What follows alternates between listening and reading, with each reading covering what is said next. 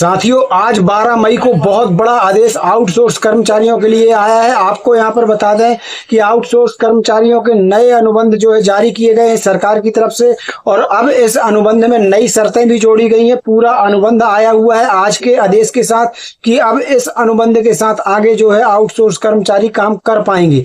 जी हाँ दोस्तों, आदेश के साथ पूरा अनुबंध की कॉपी आई हुई है, वो पूरी कॉपी हम आपको दिखाने वाले हैं। बहुत बड़ा आदेश है तमाम आउटसोर्स कर्मचारियों को कि किस स्थिति में आउटसोर्स कर्मचारियों को अलग किया जा सकता है, किस स्थिति में नहीं किया जा सकता है। क्योंकि देखिए, नए लेबर कोड भी जो है लागू हो चुके हैं, तो देखना होगा कि अब इस नए अनुबंध में क्या कुछ सरकार ने शामिल किया है, क्या नई नई शर्तें शामिल की हैं, क्या ये नए अनुबंध जो आए हुए हैं ये आउटसोर्स कर्मचारियों के लिए फायदेमंद है या फिर नुकसानदायक है। तो चलिए आपको पूरा अनुबंध दिखाते हैं। अनुबंध की एक एक शर्त आज हम आपको पढ़ाने वाले हैं, तो अनुबंध की पूरी शर्तें ध्यान से देख लीजिएगा, क्योंकि अनुबंध की जो शर्तें हैं वो बहुत महत्वपूर्ण है। कौन सी नई शर्तें जोड़ दी हैं सरकार ने, जरा देख लीजिए, और पुरानी कौन सी शर्तें हटा दी गई हैं। तो चलिए सीधे चलते हैं आदेश की तरफ। उसके पहले एक छोटा सा अनुरोध है, वीडियो को लाइक कर दीजिए, ज्यादा से ज्यादा शेयर कीजिए ताकि सभी कर्मचारियों तक ये वीडियो पहुंच सके।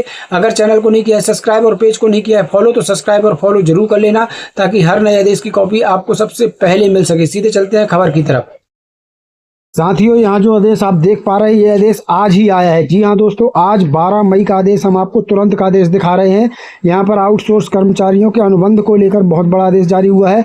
आदेश आया है साथियों उत्तराखंड से। जी हाँ, उत्तराखंड सरकार ने यहाँ पर बड़ा आदेश जारी किया हुआ है। उत्तराखंड के तमाम हमारे ओपनल आउटसोर्स कर्मचारियों के लिए ये बहुत बड़ा आदेश जो है जारी हुआ है। अगर आप भी उत्तराखंड से हैं तो आदेश को ध्यान से देखिएगा, किसी भी राज्य से हैं लेकिन आदेश को ध्यान से देखिएगा, क्योंकि दूसरे राज्य क्या कर रहे हैं आउटसोर्स कर्मचारियों को लेकर, ये आपके लिए भी जानना बेहद जरूरी है।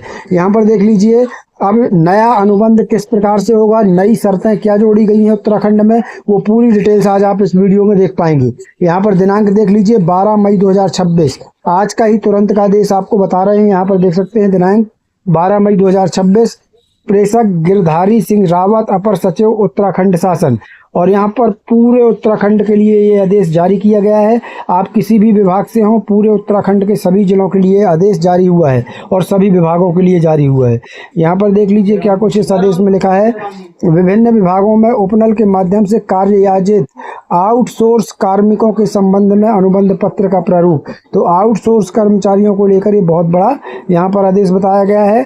यहाँ पर देखिए, उपयुक्त विषय के संबंध में कार्मिक एवं सतर्कता अनुभाग 2 उत्तराखंड शासन के पत्र संख्या दिनांक 2/4/2026 की छायाप्रति संलग्न का संदर्भ ग्रहण करते हुए कृतज्ञ करें, जिसके माध्यम से सैनिक कल्याण विभाग उत्तराखंड शासन के शासन आदेश संख्या दिनांक 3/2/2026 छायाप्रति संलग्न के प्रारूप के उप प्रारूप 8 के अनुरूप में उपनल के माध्यम से कार्ययोजित आउटसोर्स कर्मचारियों के संबंध में अनुबंध का प्रारूप निम्न प्रकार निर्गत किया गया है। तो नया प्रारूप क्या होगा, नया अनुबंध क्या होगा, आपको पूरा अनुबंध दिखाएंगे।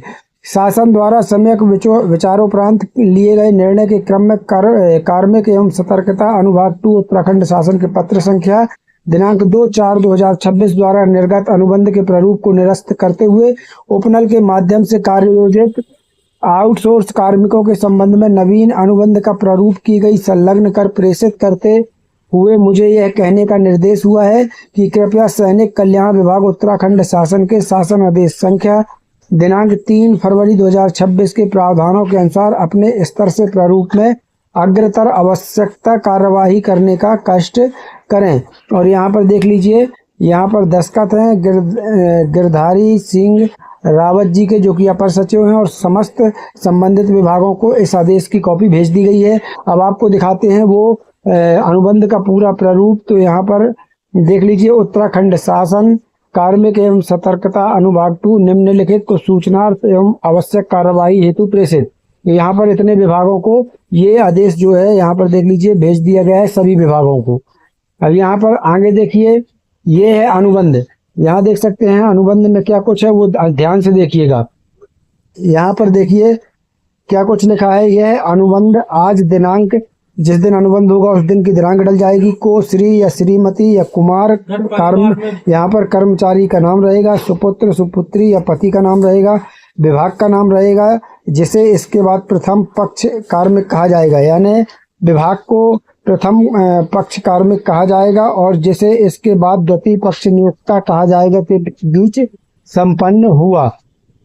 यहाँ देखिए, जबकि सरकार द्वारा प्रथम पक्ष को नियुक्त किया गया है और प्रथम पक्ष इसे LAA द्वारा अंतर्निहित शर्तों और नियमों के विभाग में सेवा हेतु सहमत हो गया है। यह अनुबंध दिखा रहा हूँ, ध्यान से एक एक शब्द समझिएगा, पूरी शर्तें देख लीजिएगा। यहाँ पर देखिए, अब यह विविध पक्ष बात वन सहमति से और दोनों पक्ष पृथक पृथक निम्नानुसार सहमत हो गए हैं कि पहली शर्त उक्त अनुबंध संविदा पर नियमित हेतु निम्नलिखित शर्तों पर किया जा रहा है। नियुक्ति का स्वरूप, यह नियुक्ति संविदा के आधार पर होगी।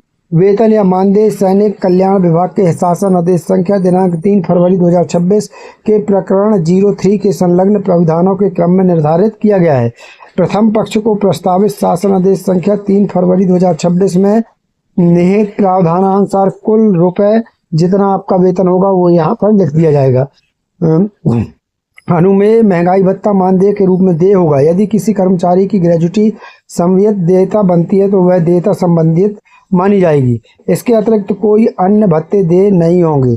फिर यहाँ देख लीजिए अगली शर्त क्या है इस अनुबंध की, तो वो भी देख लीजिए। कार्य मुक्ति व अनुशासन, प्रथम पक्ष का कर्तव्य दक्षता एवं आचरण राजकीय कार्यालय की गरिमा के अनुरूप होगा और वह अनुशासन संबंधित सभी नियमों का पालन करेगा। तो यहाँ पर आपको बता दूं, प्रथम पक्ष मतलब कर्मचारी को कहा जा रहा है।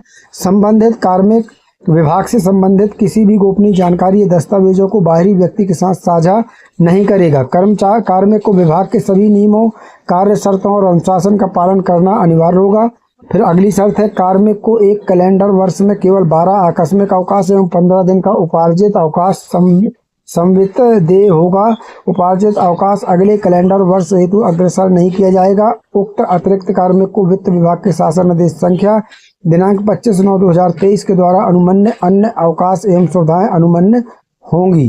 फिर यहाँ देखिए आगे क्या लिखा हुआ है, यह कि प्रथम पक्ष सरकार तथा अधिकारियों और प्राधिकारियों को के जिनके अधीन उसे समय समय पर रखा जाएगा आदेशों का पालन करेगा और इसमें यहाँ अंतर्निहित प्रावधानों के अधीन रहते हुए सेवा में रहेगा जब तक कि आवश्यक इसे पर उसे हटा न दिया जाए। और यहाँ उल्लंघनानुसार सेवा निधित कार्मिक के साथ अनुबंध को प्रतिवर्ष विस्तारित किया जाएगा। किसी भी परिस्थितियों में यह विस्तार 60 वर्ष की आयु के प्राप्त कर लेने के उपरांत नहीं होगा। प्रथम पक्ष अपना संपूर्ण समय अपने कार्य के लिए देगा और सदैव भारत के किसी भी भाग में लोक सेवा की शपथ को विनियमित करने के लिए सरकारी सेवक के आचरण नियमावली सहित समय समय पर विहित नियमों का अनुपालन करेगा तथा ऐसे कर्तव्यों का निर्वहन करेगा जो उसे समर्पित किए जाएं। फिर आगे देखिए, यहाँ देख सकते हैं प्रथम पक्ष की सेवा। यहाँ देख लीजिए, प्रथम पक्ष की सेवा निम्नलिखित स्थितियों में समाप्त की जा सकेगी। तो कब आपको नौकरी से निकाला जा सकता है, यहाँ देखिए, सरकार द्वारा उसे एक कैलेंडर महीने की लिखित सूचना देकर, मतलब 1 महीने की सूचना देकर किसी समय यदि सरकार की राय में प्रथम पक्ष इस अनुबंध के अधीन रखी हुई सेवा के दौरान अपने कर्तव्यों के दायित्वों में निपुण नहीं अनुपूर्ण पाया गया तो उसे हटाया जा सकता है। दूसरा है, यदि चिकित्सीय साक्ष्य के आधार पर सरकार का समाधान हो जाता है कि प्रथम पक्ष अस्वस्थ है और उत्तरदायित्व के अन्य उत्तराखंड में अपने कर्तव्यों के निर्वहन के लिए काफ़ी समय तक उसे अयोग्य रहने की संभावना है, तब भी हटाया जा सकता है।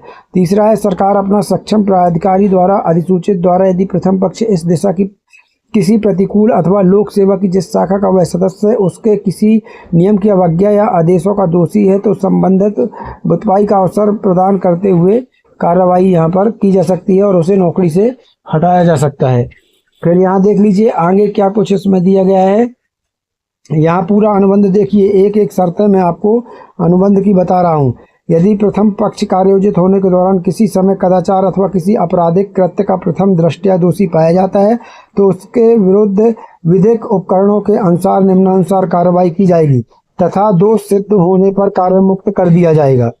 इसमें इससे पूर्व अंतर्विदित किसी बात के होते हुए भी प्रथम पक्ष जब तक कि सरकार द्वारा अनुवाद विहित न किया जाए पूर्णतः अथवा आंशिक रूप से मान्य करने का हकदार होगा, जैसा कि इस नियम के दिनांक के 50 सरकार द्वारा लोक सेवा की शाखा की सेवा के सदस्यों की जिसको हित का तदनुसार सरकार है। सेवा शर्तों और नियमों में परिवर्तन किया जाए तथा प्रथम पक्ष की सेवा शर्तों और नियमों में ऐसे सुधार के अनुसार जो सरकार का विनियम इस वित्त के उपबंधों की सीमा तक संशोधित करने के लिए प्रत्यक्ष होगा।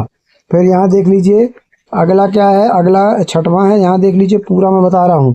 किसी ऐसे मामले में के संबंध में जिसके लिए इस अनुबंध में कोई प्रावधान नहीं किया गया है, सिवाय सेवा शर्तों, नियमन और अपील नियमावली तथा उसके अधीन बनाए गए अन्य नियम अथवा भारत का संविधान के अनुच्छेद 309 के प्रावधान के अधीन बनाए गए या अनुच्छेद 313 में अंतर्विहित माने गए नियम उस समय सीमा तक लागू होंगे जहां जो यहाँ उपबंधित सेवा पर लागू है, और उनके लागू होने के संबंध में सरकार का विनियम अंतिम होगा।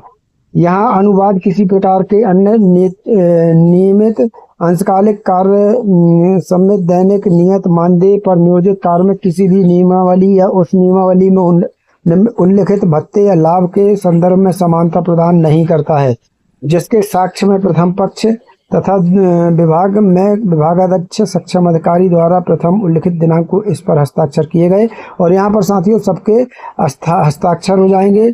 यहाँ पर द्वितीय पक्ष के भी हस्ताक्षर होंगे। यहाँ पर देख सकते हैं ये मैंने दोस्तों आपको पूरा अनुबंध दिखा दिया। ये पूरा अनुबंध आप चाहें तो हमारे टेलीग्राम व्हाट्सएप ग्रुप चैनल से डाउनलोड कर सकते हैं। लिंक इसी वीडियो के डिस्क्रिप्शन में है। मिलते हैं नई वीडियो के साथ, नई जानकारी के साथ। तब तक के लिए धन्यवाद। जय भारत, जय हिंद।